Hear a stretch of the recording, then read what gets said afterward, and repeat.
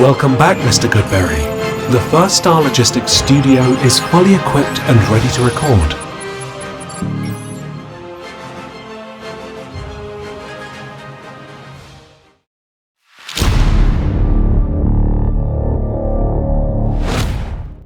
Welcome back to Bengals on the Brain, presented by First Star Logistics. I'm your host, Joe Goodberry. We'll continue last episode where we signed free agents and went through the whole simulation. So if you didn't see part one on Tuesday's episode, go back and watch because we're going to flow right into the NFL draft.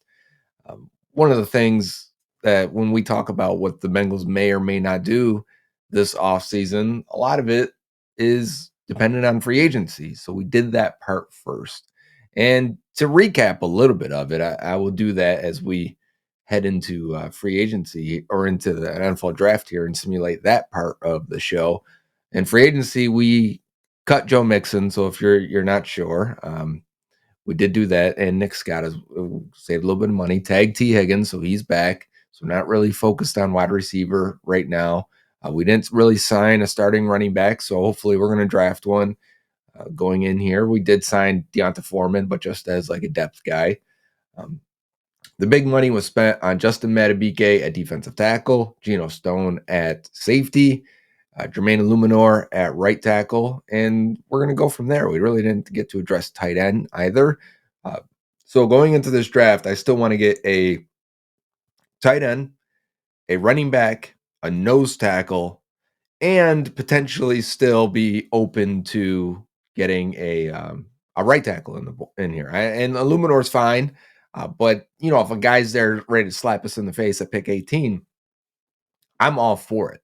So I'm not against that at all. And then corner, we didn't get a veteran for the fourth guy. They just didn't like the offers I was giving out. And you can go back and watch that and see how it was going. I wasn't trying to spend too much at that position. So I'd like to draft a corner at some point in this class, and I wouldn't be against it if it's available at 18. So let's boot up the simulator. Let's see where we're at. I could spend a few minutes talking about the news of the coaching moves and the NFL honors and things like that, but let's save that for a different update and jump right in to the simulator. So we're on FanSpeak, continuing with our off season, and we're now on the clock mock draft simulator, which you can just do on your own if you don't want to go through the whole free agency signing players. You can, if you've never done this, and I think it's a very popular tool to use if you've never used FanSpeak, but they've got them on other websites and other simulators where you can just do the draft. We just picked the Bengals. We picked the board, which, by the way, there should be a Joe Goodberry board coming up very soon where you can use it to draft based on what the consensus with some tweaks, my own tweaks, and how I feel about some players and where I think their draft stock's heading in which direction. So we don't have that board right now. I'm using Steve Shoup, who is the founder of FanSpeak, and we're going to kick it off. Bengals pick 18, of course. I'm going to click start round and get this thing going. And again, we are hoping for, and they've got the needs up here, but I'm hoping for, I would take a receiver, but yeah, corner, wide receiver, D-line. I would take a guard, and D-line meaning D tackle for me. Here we got Madubuike at like a nose tackle, which I don't think we'll get in the first round. Would I still take a Jerzon Newton if he's there, even though we got Madubuike? Why not? But because I think he's that good. But give me a tight end and a running back as well and a linebacker later. So I'm with what they've got for team needs here. No, it seems like they're listing everything. Let's hit start round and go. Caleb Williams goes number 1. Drake May, Jaden Daniels. I mean, right off the rip. And then, hey, what if Malik Neighbors goes before Marvin Harrison Jr., followed by Brock Bowers going to the New York Giants. Okay, Giants. That's weird, but fun at the same time. More weapons down there for Daniel Jones, I guess. Keep it moving. Olu Foshanu goes before Joe Alt. Joe Alt goes right after him. So Titans and Falcons go tackle. We got back-to-back quarterback, receiver, kind of receiver, tight end, and then tackle. I mean, if you want to know what the premium positions are in today's NFL, throwing the ball, protecting the quarterback, and catching the ball from the quarterback. That's the top 8 picks in this draft. We'll go with it. And now we're going to rush the passer and play coverage. That's what it is, right? Hey, that's an interesting one. Amarius Mims going to the Raiders at 13 down there. There's some other tackles on this board that are very interesting. We're at pick 14, and Jerzon Newton has not gone yet. And you guys know we've done a video on Jerzon Newton. If you haven't checked, please check that out. We will. It'll be in the first start page, but make sure you click subscribe there, and you'll get all our videos. We'll keep it moving. But I've considered lately, would I trade up for Jerzon Newton? This without signing Justin Madubuike, just as where the Bengals sit right now. I think he's that good. I would consider in this scenario where it's only up a few picks and only got to go up a fourth rounder to go up and get him. I would do it. 100% I would do it. But we'll press resume here, and my fingers are a bit crossed. Brian Thomas Jr., Kool-Aid McKinstry, and Nate Wiggins goes. Now we are in a situation because I think Jerzon Newton is completely worth a top 12 pick. Would it be a bad thing to add him to a Justin Madubuike who just had 13 sacks? And in 4 years, when Madubuike's contract's up, Newton is due for his. You wouldn't be paying these guys at the same time. You could potentially move on from BJ Hill. You would still need a nose tackle. That's the thing. I'm reading some comments talking to people after my free agency simulation. They were like, well, Madubuike doesn't really replace Reader, right? And I'm like, that's correct. He's not a nose tackle. You can play BJ Hill there a little bit, but I would still try and get a big nose tackle type here. The other options, if you don't want to go with Jerzon Newton, because I think looking at this clear and far away, the best player available. Terrion Arnold at corner, I would be 100% for it because I think he's that good. He'd be the best corner they've drafted in the last 3 years, and they've drafted 2 second-rounders in Cam Taylor-Britt and DJ Turner. I think Terrion Arnold is completely a tier above them. Teli Fuaga, at Oregon State, right tackle, right? I mean, can we afford to bypass not protecting Joe Burrow? And then Jackson Powers Johnson, the guard center out of Oregon, which I think would walk in and play guard right away and be an upgrade over Cordell Volson. So I think our option, and then I don't want to bypass Quinion Mitchell either out of Toledo. I mean, anytime that's PFF's highest graded corner of the last 2 years. He goes to the Senior Bowl, stands out, and does his thing. It doesn't look out of place at all coming from a small school like that. So I mean, these are great options here, and then not to overlook J.C. Latham there, who could definitely be the pick at 18. Honestly, a lot of these guys here, this is a pretty good. If he turns out to be Aaron Donald, if he turns out to be Geno Atkins and Jerzon Newton, and you didn't take him because you just signed Justin Madubuike, that's a bad process. Take the best player you can, who you feel is going to be a Pro Bowl, All-Pro type player. And I think that with Jerzon Newton, I'm drafting him. So did I have to spend on Madubuike? Could I have went and signed a right tackle instead? Sure. But at the same time, usually it takes defensive tackles a year. So we're not relying on Newton to come in and be the only addition to that D tackle room, to be the only bit of spark and athleticism. Now think of your pass rushing D line. It's your nickel package. It's 3rd and 7 in the AFC Championship game against Patrick Mahomes, and it's Trey Hendrickson, Jerzon Newton, Justin Madubuike, and probably Miles Murphy, maybe even Sam Hubbard. But if Hubbard's your 4th best rusher now, you're fine. The issue is when he's your number 2 best rusher. Also, while the Bengals offensive line has let them down in their 2 best years, in that Super Bowl and in the AFC Championship game against the Chiefs, it was also a defensive tackle that was beating those guys. It was Aaron Donald and Chris Jones, right? All-world defensive tackles. I mean, there's a tier there because Aaron Donald might be the best defensive player of all time. But getting beaten by that interior pressure, and now you've got the best combo in the league inside rushing with Newton and Madubuike. I want to look over the last few picks here just so we set up round 2. Terrion Arnold goes all the way to 24, Dallas Cowboys. Tyler Guyton, Packers at 25. Quinion Mitchell, 26 to the Bucks. Latham to the Bills. And Byron Murphy, who we've also featured in an episode of Bengals On The Brain, goes number 32 to the 49ers. Must have won the Super Bowl. So great. There's a win for us. If you're watching this right before the All right, we've got the 17th pick in round 2. I'm going to hit the start button and we're going to keep it moving. I am hoping for now. I'd like to get an offensive lineman here if it's an interior guard, center, a guy that can do both maybe. I'd like to get Jatavian Sanders. So as I'm pausing this right now as we are at pick 44 and the Bengals are coming up here. I'm gonna look at the last few here just to set the stage, because I would like to get Jatavian Sanders, but there are so many other, I'm gonna let it keep going because there are so many other tight ends I do like coming up that we have also looked at. Two guys we've looked at in Jatavian Sanders still being there now, the highest graded player on the board. Devondre Sweat is still there. That's your nose tackle type. Zach Frazier at center from West Virginia. I would take him. I think he's a starting center in the NFL, no doubt about it. We also looked at Chris Jenkins out of Michigan. I think he's much later. Are you ready to pull the trigger on some running backs and Trey Benson, Braylon Allen, Blake Corum? I'm not ready yet. Man, I really like the idea of taking your tight end here. But I'm gonna be honest with you.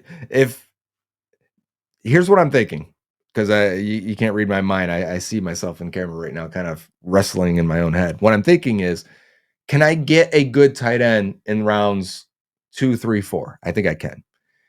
Can I get a good nose tackle like Devondre Sweat in rounds 3 and 4? And that I'm not so sure. There are other guys here, McKinley Jackson, who's rated much lower on this, so I don't know that's if he's going to be there or not. The computer is not sharing the same board I am. They are going to have different results here. And then the other one here for me is Christian Haynes. And could he be there potentially in round 3? Because I think he would come in and he could potentially start over Cordell Volson right away. Receiver, I think we've got some time to wait if we want to get a Malachi Corley in round 3. So that's the thing. I can't target 6 guys for the 3rd round pick. You've got to take one of them now. There are so many more tight ends. So Sanders, Stover, Jaheim Bell, Sinnott, Holker, right? Even Theo Johnson all the way down here. Not that I want to wait that late to get a tight end. I want to get a tight end. I think the best bet is to go Devondre Sweat. Can you go back-to-back defensive tackles after signing a defensive tackle in free agency to big money? This is a different position. This is a nose tackle. You don't have another nose tackle on the roster. But wouldn't it be better to wait till McKinley Jackson in round 3, maybe 4? But what if he's not there? You're just going to punt on nose tackle because you didn't think it was okay to double up and make it a position of strength? I'm taking Devondre Sweat. So we're looking at a guy who's 350 to 360 pounds.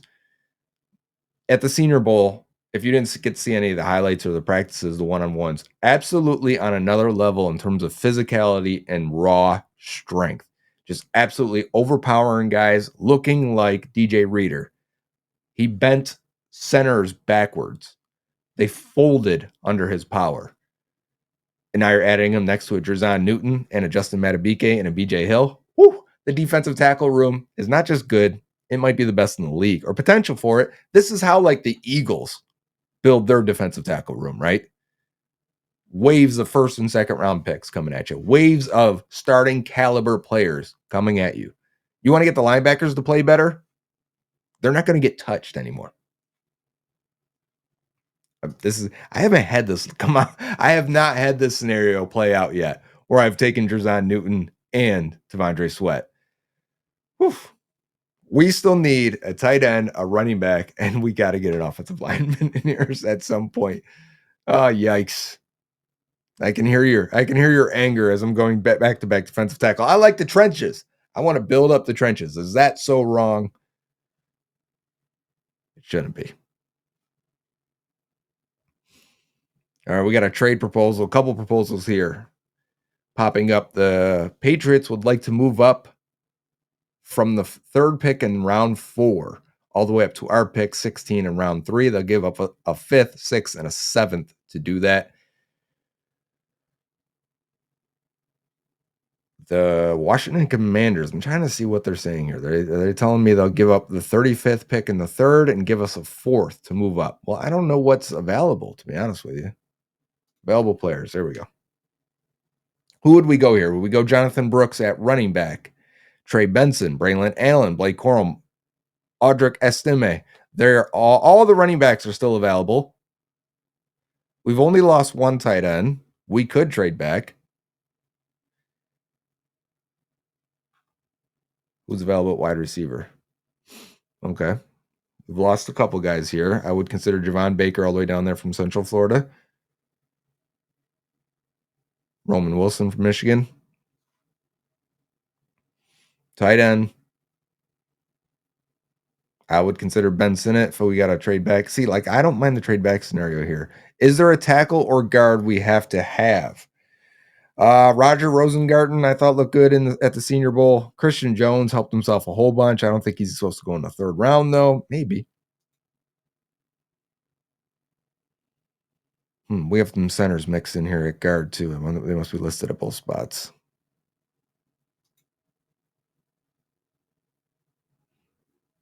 Nobody that I have to have right now. I mean, I did like any of these top 5 or 6 right here, but maybe even all the way down to Ortolini. But yeah, I don't have to have any of the offensive linemen. So if we're looking at running back or tight end, I kind of want that trade value. How do I get back to it? There we go. I kind of like this one. I don't really care for the extra 5th, 6th, 7th. I'd rather have a 3rd and a 4th here. I'd rather pick up that extra 4th from the Commanders. So I'm going to accept that trade, and we're going to roll back to the end of the 3rd round. And hopefully, I mean, honestly, I'm thinking which running back is going to be left there. And it looks like we're starting to see some of these running backs go, and that's okay because I got my eyes on some tight ends as well. Allen and Estime. That's what I was kind of holding my fingers. I was crossing my fingers under here as it was coming. Audric Estime. We're talking about a guy with some power, some size, very good at Notre Dame in terms of being the in between the tackles runner, has some great contact balance to him, some good vision and patience. I think he's a great replacement for Joe Mixon to go with a 1-2 punch with Estime and Chase Brown. I am not against that at all. And again, he's the highest guy on the board here. I mean, I'm trying to stay within picking of the top few. Are we going to be able to get Ben Sinnott in round 4? I think we can. I'm going with Estime here. I feel terrible. We haven't gotten an offensive lineman. I can feel the pressure and people freaking out a little bit. Remember, we did sign 2 guys. It wasn't just Illuminor. It was Matt Hennessy as well.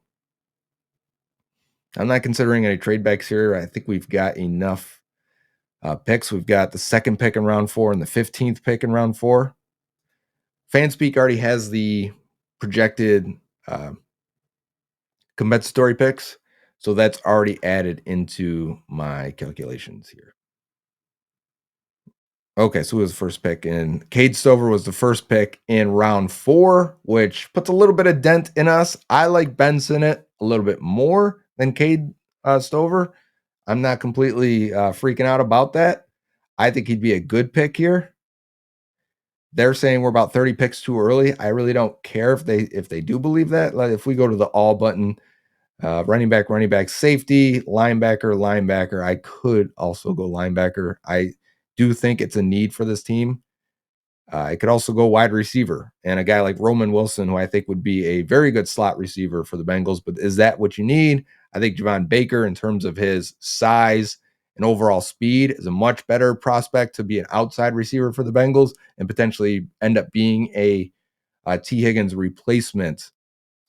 I'm going with Javon Baker, wide receiver out of Central Florida, who at the Senior Bowl, I want to say was one of the fastest GPS timed wide receivers. His production scores are going to take a little bit of a hit because he had to transfer and go to Central Florida and then produce. But once he did, he was very, very, very good. So I don't hate that at all. And I'm going to swing right back around. So we're going Jerzon Newton in the first, Devondre Sweat in the second, Audric Estime in the third. We did a small trade back here, getting Javon Baker now in the 4th and Ben Sinnott in the 4th as well. At tight end, we're talking about a guy who can run a lot of routes. He showed that at the Senior Bowl. He has really, really good hands. Not the most athletic, freakiest guy. I think he just, to me, looks like a solid to plus athlete, but he graded really well as a blocker too from PFF. Very highly productive player. I think he's a future starting tight end. He reminds me more of like a Jake Ferguson. So if you're looking like what kind of player do I think that could be? I think that's like a Jake Ferguson type pick at tight end. So we start off going D tackle, running back, wide receiver, tight end. We're talking weapons for Joe Burrow following right after that. I would love to double dip now and get a development guy on the at center. So double dip on the offensive line at center and then at tackle if possible. We'll see who's there and see who's worth developing. I just saw Christian Jones from Texas. He's still being available. I would like to develop him. Anyone else down here that really piques my interest? Yeah, any of those top few. I do like Andrew Rame. Bortolini's still there. I think either of those guys can end up being developing and starting guards or centers. Drake Nugent from Michigan, I think as well, can end up being a starting center in the NFL. We're talking 5th round. Do I want to take a higher upside pick in Jones or Nugent? I think Nugent is the best prospect of these, best in this group. I kind of want to go with the interior here and go with Nugent. Do I have another 5th rounder? I do. So who's more likely to still be there? And is there anyone else we like in case? Because there's more, I think, interior offensive linemen than there are tackles. So maybe we go with the tackle now and hope for the best for the interior guys on who will still be there in a little bit and go with Christian Jones and say, hey, let's see if there's upside remaining. Maybe he can be a future tackle. That's the hard part with tackles. Future starting tackle. Hard part with drafting tackles at any time is the starters, and the starters come out of the first 2 rounds, largely the first round. The great players come out of the top 15, 20 typically. So if you're not taking one there, it's a lottery ticket type of pick. I'm not saying, that this isn't. I think it is a lottery ticket type pick. I'm just trying to be real about it and say, hey, he shows some flashes, especially at the Senior Bowl. Maybe he can develop. At the very least, what if he's a swing guy? Is that so bad? And then I'm going to come back with Andrew Rame here. I thought he had good moments at the Senior Bowl as well, playing guard and center, even though Devondre Sweat took his lunch money plenty of times. You're not going to face 360-pound guys too often. So we went back-to-back O-line there. We need to get a corner and a linebacker as we're entering round 6. I have 2 picks in round 6, 1 in round 7. And my expertise of what these players are and who they are is going to start to drop a little bit. Hey, Darius Robinson's still there. They're talking about he's going round 2 now. So let's hope he's gone. I don't want to make that decision. He's still there. Of course, it stops right as I noticed it. I don't want to make that pick because I don't expect him to be there. I try and keep some realism as you can in here. Okay, so are there any linebackers? Trevin Wallace, Kentucky. There's probably some Kentucky fans in the viewers here. I want a thumper type of linebacker. I want a guy who's good against the run. He can come in and be a goal line guy if possible. Sorry, I'm trying to read while think and get my thoughts out here. There's a couple corners there at the top. All right, let's go to each individual page then. Cornerback first. Miles Harden, Zion Alexander, Storm Duck. Tremendous name. Seeing if anyone stands out from Jarvis Brownlee. Stands out from Louisville. Surprised he's ranked that low. I would love to get Jarvis Brownlee. I think that's a worthy lottery ticket in rounds 6. So let me look at linebacker real fast and see if there's anyone that really stands out to me as that type. Yeah, there's a few guys. There's actually quite a few that I would still draft. This fella out of Washington, Omar Spates, and Trevin Wallace. I think, even though the rankings are a little weird here, I'm going to go Jarvis Brownlee. And people are going to say that's a reach. I think he goes a little bit higher than this. I've just talking Senior Bowl clips. A lot of this is going to be a very Senior Bowl heavy draft. Yes, it is a very Senior Bowl heavy draft. We're talking Sweat, Baker, Sinnott, Jones, Rame, Brownlee. Hey, what are you going to do? It's fresh on my mind. And a lot of these players made splash plays, jumped out at me on tape a little bit or on watching the practices. And I think we're filling out the back half of this depth chart pretty well here. We got one pick remaining. We've gone defensive tackle twice, running back, wide receiver, tight end, offensive lineman, corner, linebacker. And I want to see what's at the top of this board here. I'm down to take anything, another running back, a punter. I mean, I'm not against it. I would take another wide receiver if there's one still there that we really want, or a tight end. Double dip at that position. I'd double dip at corner.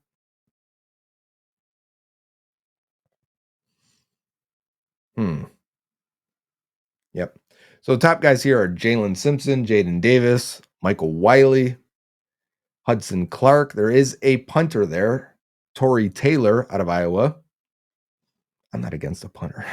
People, can't spend a fifth. Was it a 2-6? What was it last year? A 6, and then what? Be now a 7th? Yeah, you can do that. Why not? Shots in the dark. And I'll be honest with you, not many of these names are ringing a bell, other than the guys that we did see a little bit at the Senior Bowl. These will be guys that I know. And listen, if you're just watching this and wondering, hey, how doesn't he know these guys? I don't watch college football until the NFL season's over. I will probably know 90% of these guys in the next couple months. That is what I'm doing. Just watching, reading, listening to other people, and trying to get as much information on these guys as possible. So why not? Let's get another punter and let's have a battle for that job between Brad Robbins and Tory Taylor. I like Tory Taylor based off the name. Load up the highlights. I'll probably put a bunch of highlights of these guys up on my Twitter page at Joe Goodberry. I'll have some clips maybe lined up and go from there. I want to make sure we've got a full recap here for you. I can't. The page won't let me scroll down. Let's see if it'll kill me there. Oh no, we're good. We're good. Great. So the draft for the Bengals, Cincinnati Bengals, Jerzon Newton, defensive tackle, Illinois, Devondre Sweat, Audric Estime, running back. So that's our running back now. So I think we got 3 starters right off the bat. Javon Baker could end up competing with last year's wide receiver picks and playing right away, potentially in 3 wide receiver sets. We'll see. You know, did we bring back Trenton or Trenton Irwin? Yeah, thank you. Jeez. I'm talking to myself. Thank you there. I am struggling right now. But then getting a potential starter and a tight end, I think Ben Sinnott would play a lot. So we're talking 1, 2, 3, 4, 5 guys would play a lot. The rest are depth players. Let's see what happens. Let's see if we can get special teams guys out of that. Let's see if we can get potential starters out of that. Well, how would you grade this draft right here? What do you think I missed out on? Remember, we're going to pair that next to the free agency. All the players we got there, I think we filled almost every need here. I think this team looks pretty good. And I really like that trade back now that I think about it. Dropping back 16 picks. No, what was it? 35. From 16 to 35. And then picking up also pick number 2 in round 4. Oh, yeah. Like that a lot. Really feel great about the defensive tackle room, the D-line room now. Whew. Miles Murphy last year in the first round, 2 defensive tackles in the top 2 rounds this year.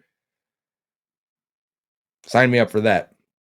So while we did free agency and that final mock, I'm happy with the results there. I think this could be a really good team if that's what happened. I mean, you'd be much improved on the defensive side. Defensive line depth, completely better. Even with losing DJ Reader, right? Because I would take 2 pass rushers over one premium run defender. So, and then you get Devondre Sweat to develop into that. So, yeah, completely better on the D line. Your safety room's completely better now with Geno Stone. You don't have the depth at corner. I'd probably circle back around to free agency and try and double dip and get a veteran corner if you still got a little bit of money.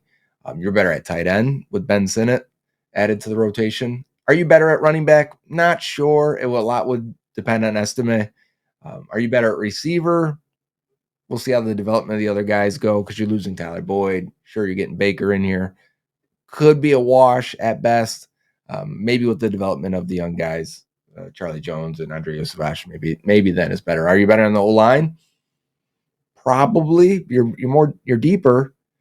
Even if Illuminor may not be a complete upgrade for Jonah, but if you can tread water there, then you're all right.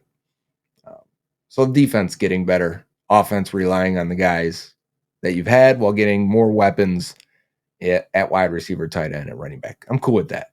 If I can, real quick, before we log out of here, before you exit out, Willie Anderson didn't make it to the Pro Football Hall of Fame in 2024. Quite a bummer. Sounds like he was in the top 10, which he was 12 last year.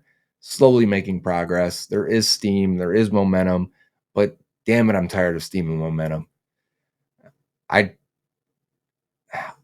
at the age now where these guys that are getting inducted are guys I watched in depth. There are guys I've graded as a job, scouting, that are now going in. Like I saw that with the Dwight Freeney and Julius Peppers. I was like, I have graded both those guys in a scouting job. They're good. They're great. I nothing against all of these guys. When you look at the top 20, 25, I'm like, they all can make it. It's just, to me, it's insane that the conversation is still probably about right tackle. The conversation is still probably, well, he only had 3 All-Pros and 4 Pro Bowls. Yeah, because you waited till he was 29 years old to honor him with those things. His prime years were missed in Cincinnati because they weren't winning. And maybe that's something we don't have to worry about in the future because the team's winning now. Who knows? But those 90s years did damage to the legacies of Willie Anderson and Corey Dillon and others, probably Takeo Spikes. And that stinks. It sucks that we're still fighting. And I think he's going to get in eventually. It's got to be tiresome. I texted Willie Anderson tonight, tried to give him some words of encouragement. And he responded back and says, it's okay, bro. But that's like short response from Willie to where, it hurts him. And that sucks to see that and feel that. And, he's getting close. He's going to make it in. And that's why, you try to hang on to that and know that it's going to happen. And we're going to have a good ass time when it happens. And we're going to go to Canton and we're going to celebrate it. And we're going to remember the good times that he gave to the organization and provided and allowed us, to witness. But every time you don't see the name, it's like you're making a mistake. It's hard to not feel like they're screwing it up, the voters, when they continue to not put him in. It's insane to me.